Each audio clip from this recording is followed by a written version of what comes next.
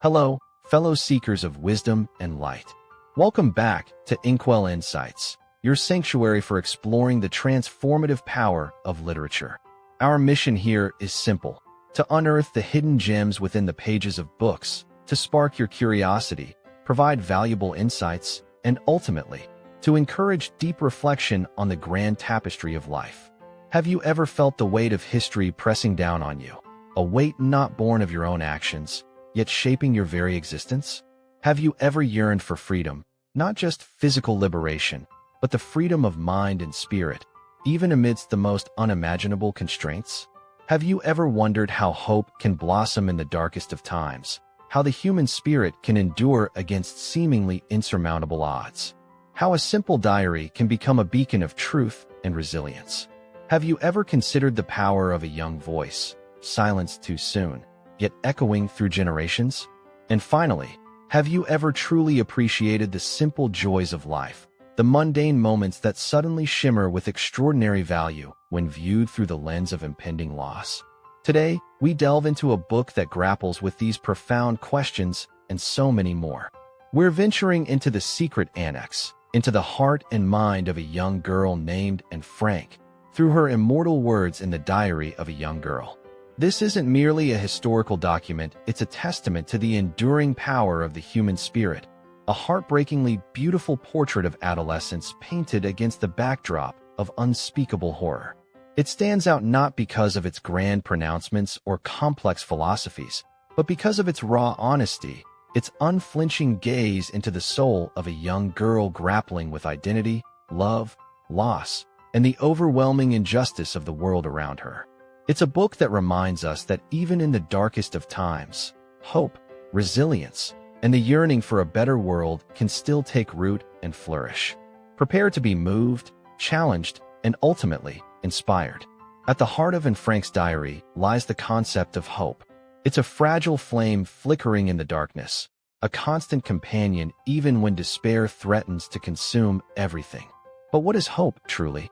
Is it a naive delusion, a childish fantasy in the face of overwhelming odds?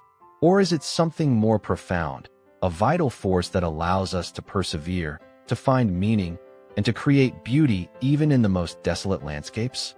In our modern lives, we often misunderstand hope. We conflate it with optimism, with a belief that things will get better. But hope, as Anne Frank embodies, is not about predicting the future, it's about embracing the present, about finding strength within ourselves to face whatever comes our way. Think of the entrepreneur facing bankruptcy, who, despite the looming financial ruin, continues to innovate, to learn, and to rebuild, driven by the hope that even from the ashes, something new and worthwhile can emerge. Or consider the activist fighting for social justice, who, despite facing systemic oppression and seemingly insurmountable challenges, tirelessly advocates for change, fueled by the hope that a more equitable world is possible. Imagine the caregiver tending to a loved one with a terminal illness, who, despite the inevitable heartbreak, continues to provide comfort, love, and unwavering support, finding solace in the hope that their presence makes a difference, even in the face of death. Consider, too, the artist struggling with self-doubt and rejection, who, despite the constant criticism and the uncertainty of success, continues to create, driven by the hope that their art will resonate with someone, somewhere, and bring a moment of joy or understanding. And finally, think of the refugee fleeing war and persecution, who, despite leaving behind everything they know and love, embarks on a perilous journey to a new land, clinging to the hope of a better life for themselves and their children. These are all examples of hope in action, not as a passive wish, but as an active force that propels us forward, sustains us through adversity, and allows us to find meaning even in the most challenging of circumstances. As Viktor Frankl, a fellow survivor of the Holocaust, wrote in Man's Search for Meaning, everything can be taken from a man but one thing, the last of the human freedoms, to choose one's attitude in any given set of circumstances, to choose one's own way. This freedom to choose our attitude, to choose hope, is what allows us to transcend even the most horrific experiences. Anne Frank, confined to a cramped annex with her family and friends, deprived of her freedom and facing the constant threat of discovery, could have easily succumbed to despair. But instead, she chose hope. She chose to believe in the inherent goodness of humanity, even as she witnessed its darkest manifestations. She chose to dream of a future where she could be a writer, a journalist, a voice for the voiceless. She chose to find joy in the simple things, the beauty of nature, the warmth of friendship, the power of love. Her diary is a testament to this unwavering hope, a beacon of light in the darkness, a reminder that even in the face of unimaginable suffering, the human spirit can endure, can create, and can inspire. Anne's diary isn't just a chronicle of hardship, it's a coming-of-age story, a poignant exploration of identity, and a powerful reflection on the human condition. She grapples with universal teenage anxieties, her changing body, her complex relationships with her family and friends, her burgeoning sexuality, and her search for meaning and purpose in life. But these experiences are amplified by the extraordinary circumstances she faces, forcing her to mature at an accelerated pace. One of the key themes that emerges from the diary is Anne's unwavering belief in the inherent goodness of humanity. Despite witnessing the horrors of the Nazi regime, despite experiencing discrimination and persecution firsthand, she refuses to succumb to cynicism or despair. She writes, "I still believe, in spite of everything, that people are really good at heart." This statement, so profound and so unexpected in the context of her experiences, is a testament to her remarkable capacity for empathy and compassion. It's a reminder that even in the darkest of times, it's possible to maintain hope and to believe in the possibility of a better world. Another important theme is Anne's exploration of her own identity. She struggles with her feelings of inadequacy, her fears of not living up to her potential, and her desire to be understood and accepted for who she truly is. She writes about her complex relationship with her mother, her admiration for her father, and her frustrations with her sister, Margot. She also reflects on her own strengths and weaknesses, her dreams and aspirations, and her evolving understanding of the world around her. Through her writing, she discovers her own voice, her own power, and her own capacity for self-expression. The diary also offers a powerful critique of prejudice and discrimination, and vividly describes the fear and anxiety that she and her family experience as they live in hiding, constantly aware of the threat of discovery. She also reflects on the broader implications of the Nazi regime's policies of persecution and genocide, recognizing the dehumanizing effects of prejudice and the importance of fighting for equality and justice. To understand Anne's journey, we can categorize her reflections into three key stages: discovery, disillusionment, and determination. Discovery. This initial phase is marked by Anne's innocent observations of the world and her budding awareness of the changing political landscape. We see her excitement over new clothes, her crushes on boys, and her dreams of becoming a famous writer. But even in these early entries, there are hints of the darkness to come. She writes about the increasing restrictions placed on Jews in Amsterdam, the curfews, the prohibitions, and the growing sense of fear and uncertainty. For example, she describes having to wear a yellow star, feeling humiliated and ashamed. "It felt so dreadful," she writes, "to be singled out in this way." This stage is characterized by a gradual realization that her world is changing, that her freedom is being curtailed, and that she and her family are in danger. Disillusionment. As Anne and her family go into hiding, the reality of their situation begins to sink in. The cramped quarters, the constant fear of discovery, the limited food and supplies, and the lack of privacy take a toll on everyone, and struggles with feelings of claustrophobia, loneliness, and boredom. She clashes with her mother, feels misunderstood by her sister, and grapples with her own insecurities and frustrations. She witnesses the petty squabbles and the growing tensions among the residents of the annex. The initial optimism begins to fade, replaced by a growing sense of disillusionment.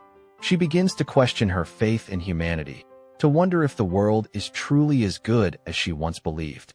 "I'm afraid," she writes, "afraid of everything, afraid of the world, afraid of life." Determination. Despite the hardships and the disillusionment, Anne never completely loses hope. As she matures, she develops a greater sense of self-awareness and resilience. She finds solace in her writing, using her diary as a way to process her emotions, to explore her thoughts, and to maintain a sense of connection to the outside world. She also finds strength in her relationships with her father and with Peter Van Pels, with whom she develops a close bond. She begins to understand the importance of fighting for what she believes in, even in the face of overwhelming odds. She writes, "I don't think of all the misery, but of the beauty that still remains." This determination to find beauty and meaning in the midst of suffering is what ultimately defines Anne Frank's legacy. The practical value of Anne Frank's diary lies in its ability to inspire empathy, to promote understanding, and to encourage us to confront our own prejudices and biases.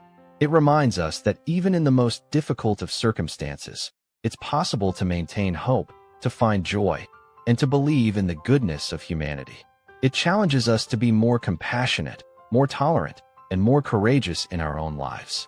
Anne Frank's unique philosophy, forged in the crucible of unimaginable suffering, is a testament to the enduring power of the human spirit.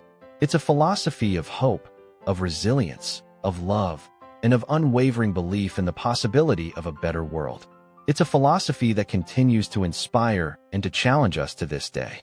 Now, let's reflect on some common behaviors and misconceptions that often hinder our own ability to embrace hope and find meaning in our lives, even in the face of everyday challenges. One common behavior is dwelling on the past. We often get stuck in regrets, replaying past mistakes and missed opportunities, allowing them to define our present and dictate our future.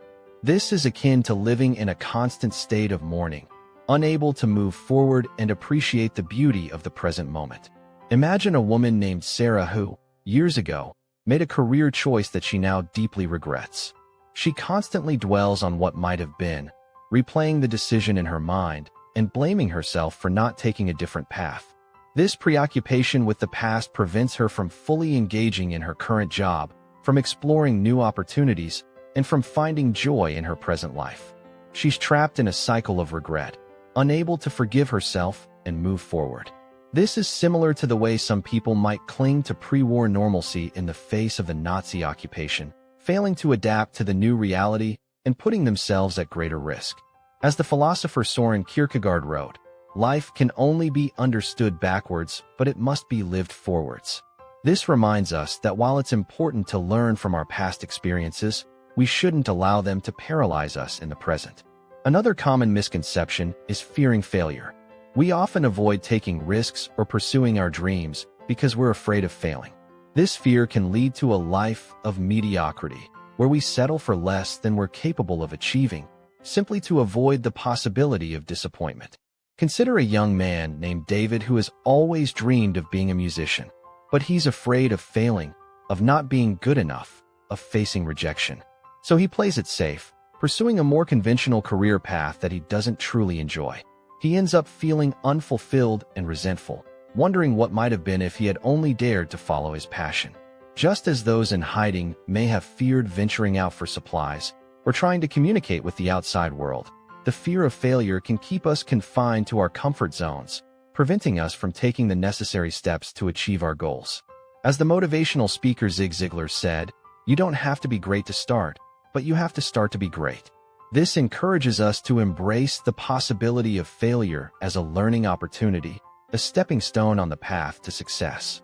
Another habit that often hinders our ability to find hope is seeking validation from others. We often define our worth based on the opinions and approval of others, rather than on our own internal values and beliefs. This can lead to a constant need for external validation, a dependence on praise and recognition that leaves us feeling insecure and unfulfilled. Think of a young woman named Maria who is constantly seeking validation on social media. She posts photos and updates, anxiously awaiting likes and comments, measuring her worth by the number of followers she has. She becomes obsessed with portraying a perfect image of herself, hiding her flaws and insecurities, and sacrificing her authenticity in the process. This pursuit of external validation leaves her feeling empty and disconnected, unable to find true happiness within herself. Just as those in hiding may have yearned for news from the outside world, seeking reassurance that they hadn't been forgotten, the need for validation can make us vulnerable to the opinions and judgments of others. As the psychoanalyst Carl Jung wrote, The shoe that fits one person pinches another. There is no recipe for living that suits all cases. This reminds us that we should focus on developing our own internal sense of worth, rather than relying on the approval of others. Another issue is comparison to others. We constantly compare ourselves to others, measuring our success and happiness against their perceived achievements. This can lead to feelings of envy, resentment, and inadequacy, preventing us from appreciating our own unique gifts and talents. Consider a man named John who is constantly comparing himself to his colleagues. He sees their promotions, their awards, and their public recognition, and he feels like he's falling behind. He becomes obsessed with outperforming them, sacrificing his personal life and his well-being in the process. This constant comparison leaves him feeling stressed, anxious, and unfulfilled, unable to appreciate his own accomplishments and the unique contributions he makes to his work. Just as those in hiding may have wondered about the fates of their friends and neighbors, comparing their own relative safety to the unknown dangers faced by others, the habit of comparison can breed discontent and prevent us from appreciating our own blessings. As Theodore Roosevelt famously said, "Comparison is the thief of joy." This reminds us that we should focus on our own journey, on our own goals, and on celebrating our own unique achievements, rather than constantly comparing ourselves to others. Yet another pervasive habit is neglecting self-care. We often prioritize the needs of others over our own, neglecting our physical, emotional, and mental well-being. This can lead to burnout, exhaustion, and a diminished capacity for joy and fulfillment. Imagine an overly sacrificing mother named Susan who dedicates her entire life to her children.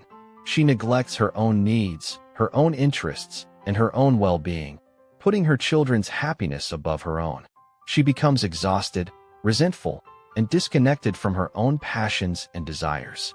This lack of self-care not only harms her own well-being, but also negatively impacts her relationships with her children, who may feel burdened by her sacrifices and unable to fully appreciate her efforts. Just as those in hiding may have struggled to maintain their physical and mental health in the cramped and stressful environment of the annex, neglecting self-care can deplete our resources and make it difficult to cope with the challenges of life. As Buddha wisely said, "You yourself, as much as anybody in the entire universe, deserve your love and affection." This reminds us that self-care is not selfish, it's essential for our well-being and for our ability to effectively care for others. Finally, there is the issue of lack of gratitude. We often take the simple things in life for granted, focusing on what we lack rather than appreciating what we have. This can lead to a sense of dissatisfaction and unhappiness, preventing us from experiencing the joy and abundance that already exists in our lives. Think of a person who is constantly complaining about their job, their house, their relationships, and their possessions. They focus on the flaws and imperfections, ignoring the positive aspects and the blessings that they already have. This lack of gratitude creates a negative mindset, preventing them from appreciating the beauty and the goodness that surrounds them. And Frank, confined to a tiny annex and facing the constant threat of discovery, found reasons to be grateful. She appreciated the beauty of nature, the warmth of friendship, and the power of love. Even in the midst of suffering, she recognized the blessings that she still had. As the Roman philosopher Cicero said, "Gratitude is not only the greatest of virtues, but the parent of all others." This reminds us that gratitude is a powerful tool for cultivating happiness, for fostering resilience, and for appreciating the simple joys of life. Have you ever felt trapped by the past, unable to move forward because of regrets or unfulfilled dreams? Have you ever hesitated to pursue your passions because of the fear of failure? Have you ever found yourself seeking validation from others, sacrificing your authenticity in the process? These are common struggles, but they don't have to define us. So, how can we apply the wisdom of Frank and the lessons gleaned from examining these common pitfalls to cultivate hope, resilience, and a more meaningful life? The key lies in embracing the concept of mindful living. Mindful living is about being fully present in the moment, paying attention to our thoughts, feelings, and sensations without judgment. It's about cultivating awareness of our inner world and our outer environment, allowing us to make conscious choices rather than reacting automatically to our habitual patterns. It's about savoring the simple joys of life, appreciating the beauty that surrounds us, and finding gratitude in every moment. To overcome dwelling on the past, practice mindfulness meditation. By focusing on your breath and observing your thoughts without judgment, you can learn to detach from the past and be more present in the moment. Forgive yourself for past mistakes and focus on creating a brighter future. To overcome the fear of failure, reframe your perspective. View failure as a learning opportunity, a chance to grow and improve. Embrace challenges as opportunities to stretch your comfort zone and develop new skills. Remember that every successful person has faced setbacks and failures along the way. To overcome the need for external validation, cultivate self-compassion. Treat yourself with the same kindness, understanding, and acceptance that you would offer to a friend. Recognize your own inherent worth, independent of the opinions and judgments of others. To overcome comparison to others, focus on your own unique journey. Celebrate your own accomplishments, appreciate your own talents, and pursue your own goals. Remember that everyone is on their own path, and there's no need to compare yourself to anyone else. To overcome neglecting self-care, prioritize your physical, emotional, and mental well-being. Make time for activities that nourish your soul, whether it's spending time in nature, pursuing a hobby, or connecting with loved ones. Remember that taking care of yourself is not selfish, it's essential for your overall well-being. To cultivate gratitude, keep a gratitude journal. Write down 3 things you're grateful for each day, no matter how small or seemingly insignificant. This simple practice can shift your focus from what you lack to what you have, fostering a sense of appreciation and contentment.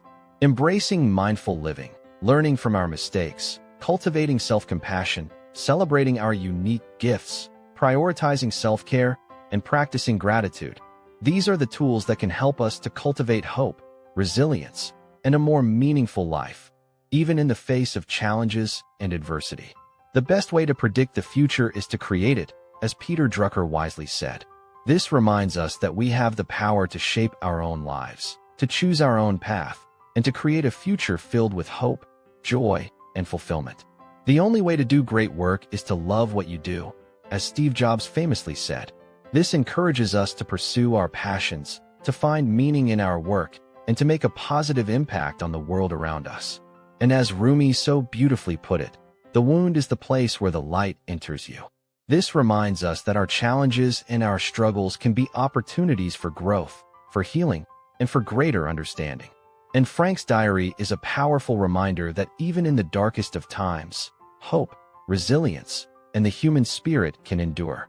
It's a call to action, a challenge to live our lives with intention, with purpose, and with unwavering belief in the possibility of a better world.